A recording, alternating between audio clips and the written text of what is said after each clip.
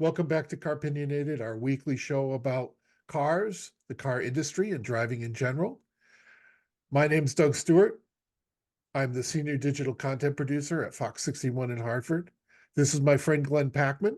He is an improv comedy stylist from Fairfield County and a car enthusiast. Jeff couldn't join us this week, so we will wish him the best, and he will be back soon. Glenn, so our first topic that we want to talk about is data collection in cars Yeah. and how cars are becoming cell phones on wheels.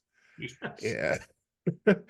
And so the short story is, let me pull up the story. As you noted before we started, it's a Florida man headline. So a Mhm. Florida man is suing General Motors and LexisNexis over the sale of his Cadillac data. And this man's auto insurance rate doubled because of information about his speeding, braking, and acceleration, according to his complaint. So this is the thing when we see people, insurance companies saying, "Hey, you can save money if you plug in this thing to your port on your car, and save a lot of money." And and what it's doing is it's collecting all that information about how fast you go, how fast you stop, your cornering, all this stuff that the car naturally collects or has some database for, and sends that to the insurance company, and the insurance company makes a judgment on how well or poorly you drive. And so that's what's happening in this case. But it seems to be a lot more than that kind of, just plug in thing. They seem to be getting more and more data. And so what are your thoughts on that? Well, first off, this is just, it's not just a can of worms.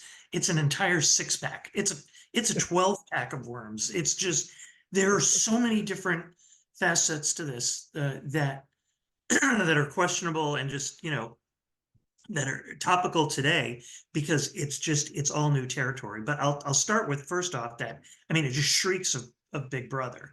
It's another way that we're being observed, Uh, in this case, the driver, his information was being funneled through OnStar, and he never signed up for OnStar, at least that's what he says.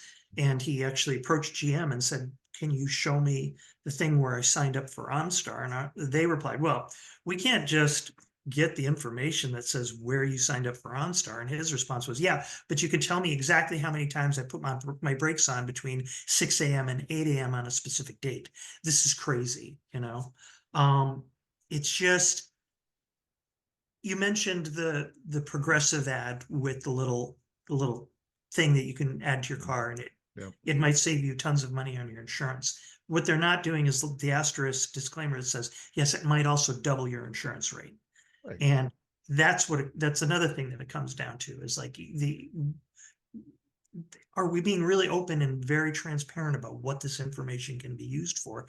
And I think the answer to that is absolutely not. Mhm. Now, is it good for the insurance company to know when somebody has a lead foot and is driving badly? Yeah, I suppose. But that means they're going to be spying on all of us eventually, right? And I have a lead foot. I know I do. Now, I'm a pretty good driver. But I don't know if I want somebody watching me all the time, and that's what it comes down to. So there's definitely invasion of privacy concerns here. Uh, it's just, is this personal information? Is it, it means they're also tracking where this guy is going. And Right. just, I don't know. I read the story and it just gave me the creeps, gave me a chill right up my spine. So, Yeah. And I think too, the more sophisticated cars get, and I'm looking at you, Tesla, is that you're tracking where the car is, where it's going, how many times you went to a certain place. There's a list here in a Mozilla Foundation private about privacy concerns, that it's information about the door locks, information about braking habits, information, the battery charging information, what is here, what you're listening to, on the radio, airbag deployment, recent service requests, uh, information collected from camera images. Teslas have a bunch Right. of cameras on their car. 3D image, Wi-Fi data usage, road segment data, road surface conditions, because they're taking that information, at least Tesla is, to build their database so that when their full self-driving is employed, they know, kind of where the road is, what, everything is along those lines. It just seems a lot.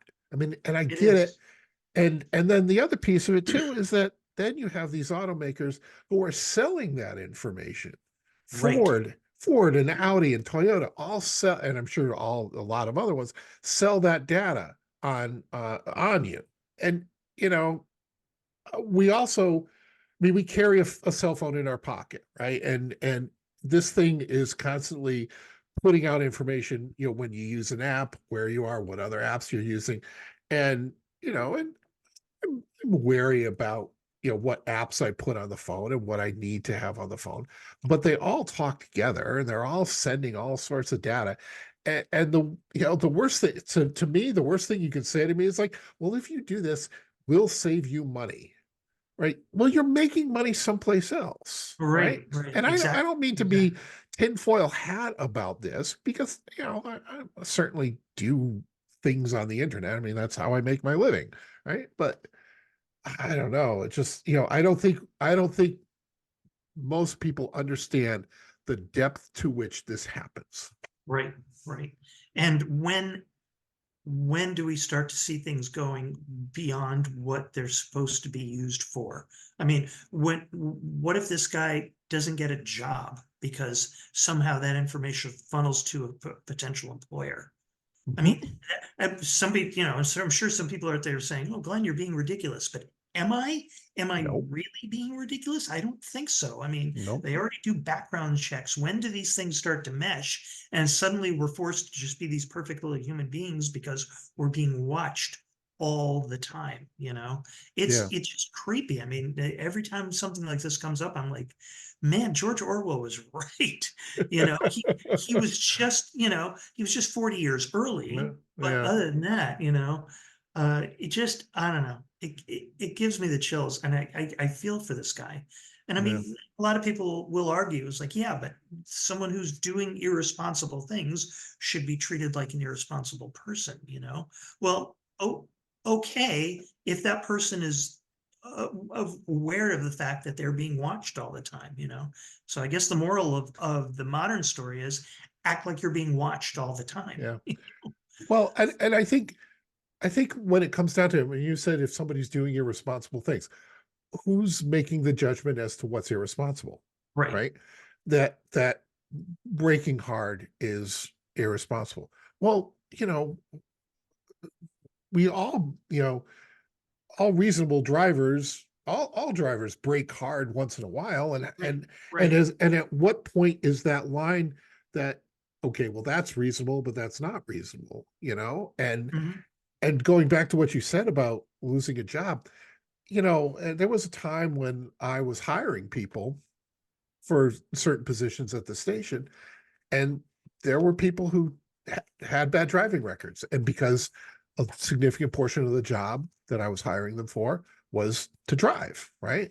And one of them had a bad record and didn't get the job because Right. that was part of the background check. Right. And and in that circumstance, their part of their job was driving. Okay, so you can make that.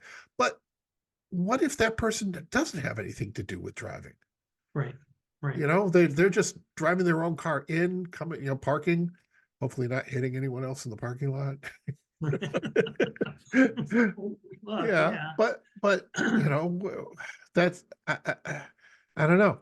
You know, an irresponsible driver can be a perfectly fine employee.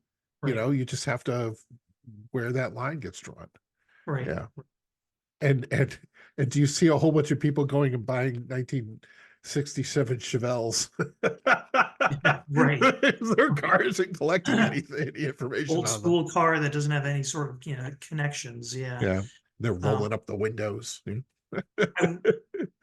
I, one of the cans of worms that this opens, at least for me, is that we go through almost on a daily basis now where we accept the terms and conditions on everything. Mhm, And does anybody read these? And of course we don't, because it's pages and pages and pages of mhm, legalese. mhm. And I think this touches on something very important, is that this guy may have just clicked on yes to a terms and conditions, which said somewhere in there, we're going to be collecting data on you, but Yeah. it was buried in 20 pages of legal documentation. That's something that really desperately needs to change, is that we need to have right at the top of a document, here's what's different about the following terms and conditions.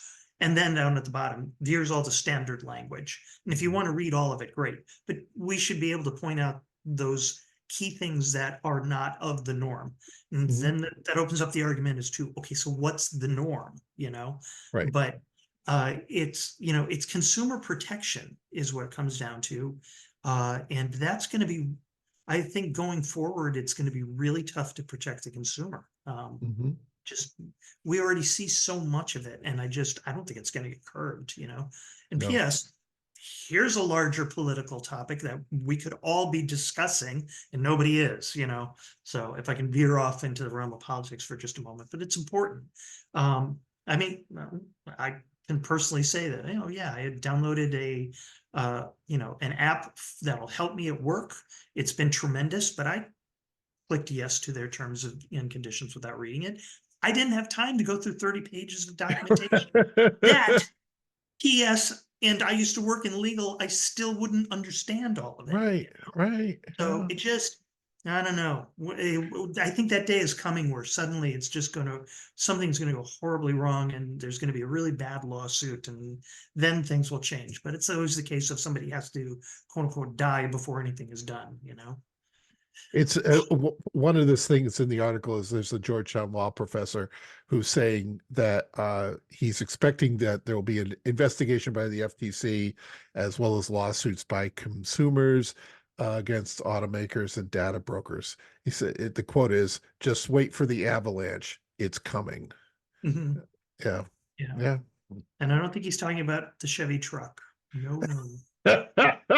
Which is ironic, isn't it? Because it's Chevy that, yeah, okay. Yeah, yeah, yeah. Yeah. But- We don't have a Siri or an Alexa in the house, because I gotta be honest, that just creeps me out. I was at somebody's house where somebody said something and Siri heard it and answered, Yeah, and it's yeah, like, it's yeah. it's already bad enough that I will go and I'll be like, oh, or here's an example.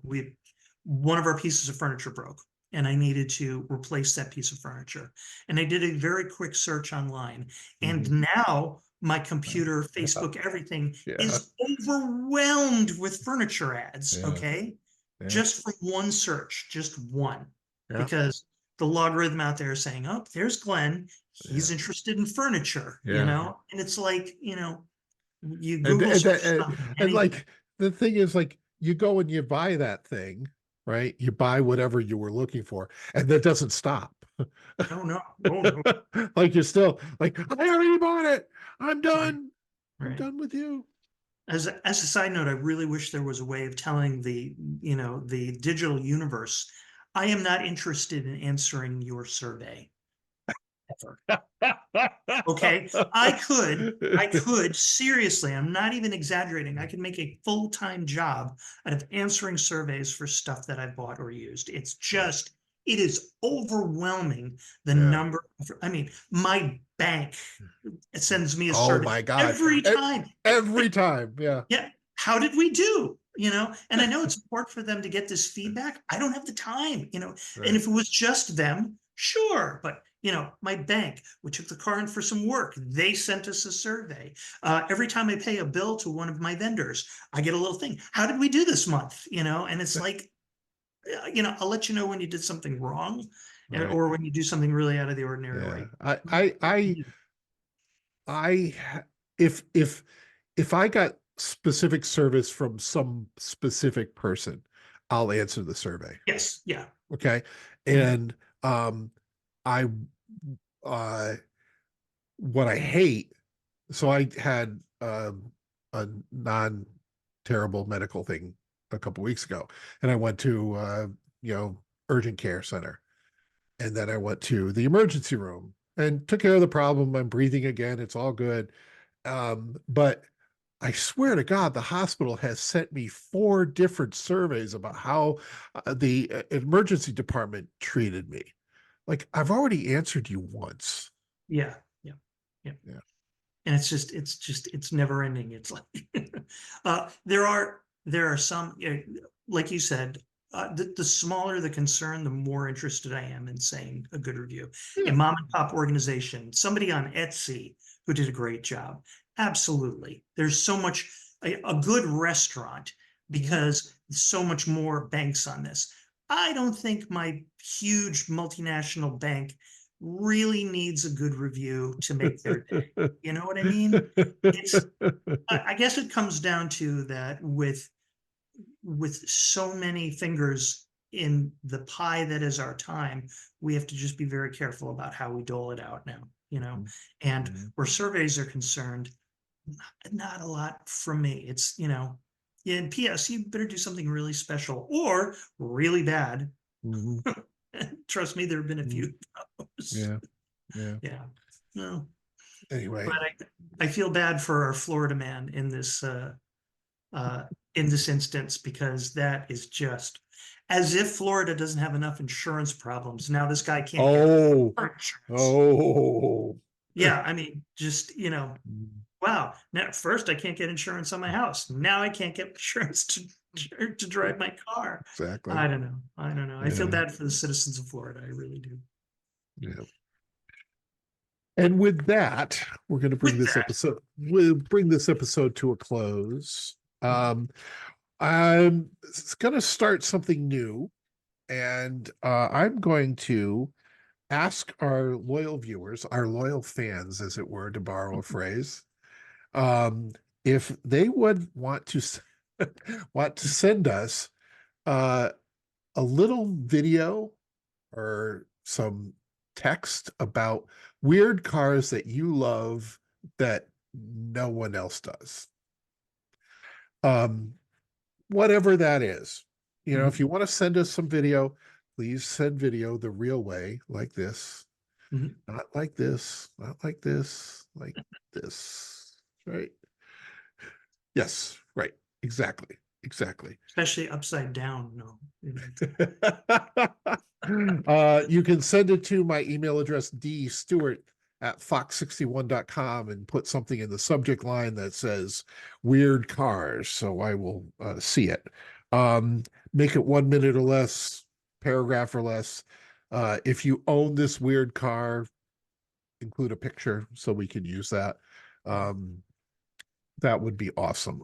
I'm going to try and feature one of those uh, as often as we can. Um, and and Glenn and I will have our own weird cars that we're going to. Anyway, and that would be it for this month. Remember, if you like what you see, there's more on YouTube. If you look up Car-Pinionated, remember to like and subscribe. That helps us out. That helps out the algorithm for us. Right. And it's really easy. You just like it. That's all you have to do. Or Um, send us your email and we'll send you a survey. No, I'm kidding. I'm kidding. Kidding. Just kidding. All right.